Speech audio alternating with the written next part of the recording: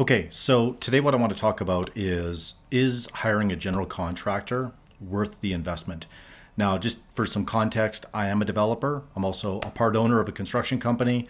I've been on the lending side, the brokerage side, leasing. So I've seen it from kind of multiple angles. And what I thought I would do is just kind of share a few things in terms of why I think it's a good idea to hire a general contractor and what are some of the reasons maybe you wouldn't. Okay. So, just for, I guess, a little bit of a backdrop, if you will, is that what a contractor really does, from my experience, is number one, they got to solve problems, they got to prevent mistakes, they've got to schedule trades, they've got to get better pricing from the subs and buying materials than I could. Right? I mean, generally speaking, if you're hiring a contractor, they should have more buying power because they're doing more of it than you. And another big reason is I want them to do all the coordinating, all the scheduling. I want to make sure that they are staying on top of people. That's not something that I want to do. For me, as a developer, that's where I can add the most value. Is I want to find deals, right? This is like how I want to spend my time. I want to spend my time finding deals. I want to spend my time raising capital. I want to spend my time when I was doing retail. I want to really focus on the leasing. And the last one is just overseeing the development, right? I want to be kind of managing the general contractor as well as the consultants, and then interfacing with either my limited partners, the bank, whoever it happens to be, right? So that's kind of like a little bit of the big picture, if you will, right? And the reason I'm recording this is I had a conversation with an architect last week, reached out to me, and he and his business partner have been building and self-performing multifamily and townhouses for the past 4 or 5 years, as best I can tell. And I just asked him, I said, well, why are you reaching out? Obviously, you have the skill set to be able to do this. And he just said that, number one, he was exhausted. He was spending more time and energy than he thought it would take, I think, in order to really execute and do projects well. And I would say that, generally speaking, if you've never developed before, all this is going to sound theoretical. But if you talk to someone that has developed, I would say even just one property, but if you've talked to someone with 5, 10, 15 projects under their belt, they will know the value of a great general contractor, and they'll say, yeah, absolutely. Like, it doesn't make sense for me to do this in-house. Okay.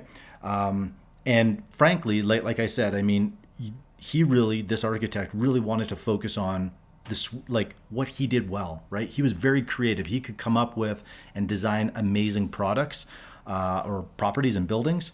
And that's where he wanted to focus his energy, right? And so I think that that's an important consideration when you're asking, like, does it make sense to manage and oversee? I mean, if you've got one project, it's maybe a house or like you're doing a flip, you probably can't afford a really good general contractor. However, if you're building, I'll take the example of, I mean, whether you're developing 63 units, which is what we're doing right now, or even a 10-unit townhouse project, I would say that the benefits of a general contractor are going to outweigh what the cost is, right? Now, here are 3 ways that I would go about engaging a GC, right? So, having worked with multiple GCs, I've had good and bad experiences, and hopefully you can kind of take these lessons, if you will, to help identify who to use and who to stay away from. The first thing, and I didn't learn this until probably 2 years ago, actually, or 3 years ago, when I met Mark, who's my business partner at Calamar. And I had never really understood what pre-construction was. Like, I'd heard the term, but I didn't really understand the value of it. And I'd never had someone do such a thorough job, right? So in pre-con, some of the things that you're looking for this is prior to you starting construction. This is kind of at the point where you're getting your architect, your consultants, like your architect, the engineers that you're going to need. And really what you're doing is you're involving that GC or your general contractor up front to help identify mistakes. I'm really looking how they can save me time, offer me kind of value engineering or solutions. I mean, ultimately, I know at Calamar, what we do is we will basically say, look, in pre-construction, whatever our fee is, let's just pick a number, $15,000 for that pre-construction. It might last 3 or 4 months. We are going to 2x the ROI on that, right? So we're going to show you a minimum of $30,000 that we're going to save you just by us getting involved early. And if we don't, then you don't pay, right? Not everyone's going to have that type of an offer, but what I would do is I would really, I would not expect the pre-construction to be free, because you want to hold your contractor accountable to show up to meetings, to add value, to take 100 hours and go through the drawings. And I would say the other part is that, like, this is more the intangible. Is the GC and architect, do they get along, right? That is so important. The other important part is, do I like the GC, right? It's very easy in one or two interactions, going for coffee, meeting them at their office. Like, it's pretty easy to actually put on a good face. It's very different when you are faced with challenging times, and that's not going to happen in pre-construction 90% of the time, right? And so I'm looking for ways that I can kind of push that contractor up front, so I can see how they respond under pressure. Do they show up on time? All those kind of things, right? So that's kind of the first thing, benefit, if you will, of pre-construction, and where the contractor can add value. The second is, I'm looking at, do they have the manpower and to be able to execute, right? So for most of my projects, that means a full-time site super, full-time project manager, and project coordinator. Now, depending on the size of your project, you may or may not need a full-time project manager or project coordinator. They might manage 2, 3, 4, depends on how they're set up. But those are kind of the key people. Then you might have like a foreman or an assistant on site that's going to be doing more of the labor. So you just want to find out, like, who is actually going to be on my project, what experience do they have, what's their background, and who's overseeing it, right? The third one is like access to sub trades and good relationships to be able to get like buying power.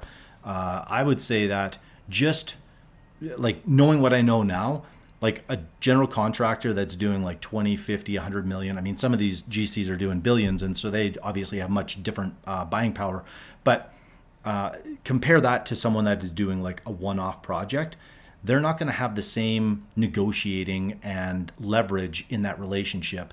And so the reason that's important is, just from their buying power, they might be able to save you 5 to 8%. And in doing so, almost like it's like a break even in terms of like the cost, but then they're doing all the services for you, right? So I would just kind of take that into consideration. So those are the three ways that I think a contractor can add value: pre-construction, obviously the right team, and access to the subs and getting better pricing on materials. Now, here are a few reasons why maybe you wouldn't hire a general contractor, right? And this is really speaking to people that are probably in construction, because they would have the wherewithal to be able to kind of make this decision properly, right? Or maybe you're an engineer or something to that effect, okay? The first is the cost exceeds the value, right? Like, if I don't believe that they're going to add value to my project, and that is usually done in pre-construction in a low risk environment, right? When I sign a pre-con agreement, it might be for 2 or 3 months, and there's no obligation for me to use them during construction. If I find that their cost exceeds value, then immediately I'll just, I just know they're not the right contractor. The second one would be poor communication. And like, this comes in, multiple different ways. But if they say they're going to do something for me by such and such a date, if they don't do that, that's a clear indication that if they miss deadlines and schedules early on, then you can just imagine what's going to happen when you actually start a project with them, right? And then I would say the other challenge that I've experienced, when I was new to development, is I'd only hear from my contractor when a problem became a crisis, and now it was like on me to fix. And, at the end of the day, that's why I hired the contractor, right? Like, I'm going to obviously be a part of decision making. And what I would say, though, is like, involve me early. I should be getting bi-weekly reports. I should be able to, go on site and weekly meetings. And you really want to make sure that communication between the site super, the project manager, the developer, like and it's very smooth, right? I can't emphasize that enough, because at the end of the day, that's how everything is going to be either getting done or not getting done. And then the third reason is that GC doesn't have the experience. I kind of always like, I just tell it how it is, and that is, I don't want a contractor learning on my dime, right? Like, you go figure it out, and then if you've got that experience, you can work with me. So I mean, to kind of quote Richard Branson, he basically says, you know, as it relates to the purpose of a business, and it's to make your client's life easier. And if you think about what a contractor is really trying to do, or what they should be doing, is they should be making your life easier, right? If they make your life easier, in my mind, it's an easy decision. Of course, I'm going to hire them. However, if that contractor does the inverse, right? If they make my life harder, really, why would you need that, right? I mean, there's construction and development is difficult enough, so there's no need in stacking the deck against you. So that's essentially what I wanted to kind of share with you in terms of like how I'm looking at whether or not a contractor is worth the investment. I would say if you can find the right contractor, and that's why a lot of developers that we work with, even at Calamar, what's interesting is they have done their own they've self-performed in the past. They realize how expensive it is, how difficult, how complex, how hard it is to find the right people and keep them busy, that they now outsource it to us. So anyways, that's obviously not for everybody, right? There's always going to be people out there that self-perform, and they might think that it's crazy to do it otherwise. But I'm just giving you my experience. And as a developer, the reason why now I'm partners in a construction company, because I saw how important it was to know both sides of the equation. So hopefully that helps. Have a great week, and we'll see you next time. Bye for now.